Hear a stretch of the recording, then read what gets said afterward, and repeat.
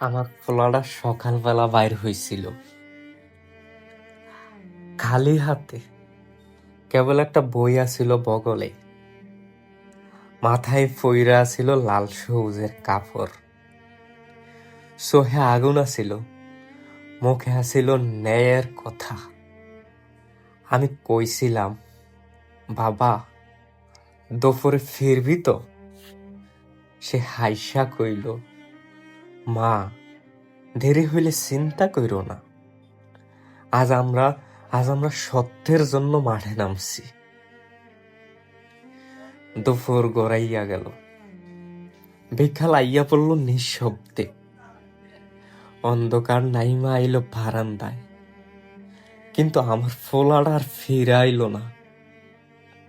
রাত 11টায় কেউ একজন আইল, হাত পেছনে, মুখ নিচু, চোখে আতঙ্ক নিয়া কইল, খালাম্মা হাসপাতালে যান, একটা ছেলে। আর কিছু বলার দরকার হইল না, আমি বুঝা গেছি রক্ত কোন রং ধারণ করে। আমি দেউরাই না, আমি উইরা যাইতে চাই। আমি সুইটা যাই সে ঘেরানের দিকে, যেখানে আমার সন্তানের নিথর শরীরটা লুটাইয়া আসিল। হাসপাতালের বারান্দায় তখন রক্তে ভেজা, হাহাকারে পরিপূর্ণ।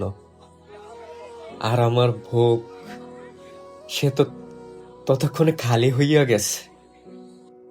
আমি শুধু একবার কইছিলাম, আমার ছেলে তো আন্দোলন করছিল, সে কি বোমা বানায় নাকি সে অস্ত্র নিয়ে রাস্তায় নামছিল?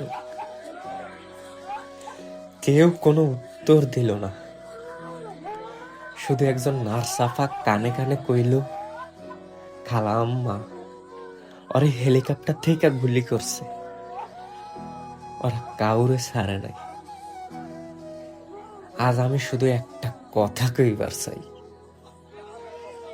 তোমরা যারা বাইচে আসছো, তোমরা যদি ভুইলা যাও তবে আর কারো বিচার চাইব না।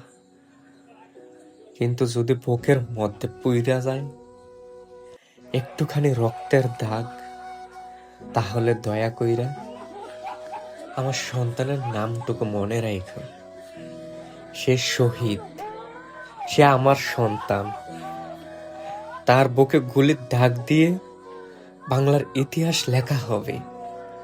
আর আমি কেবল একজন শহীদের মা।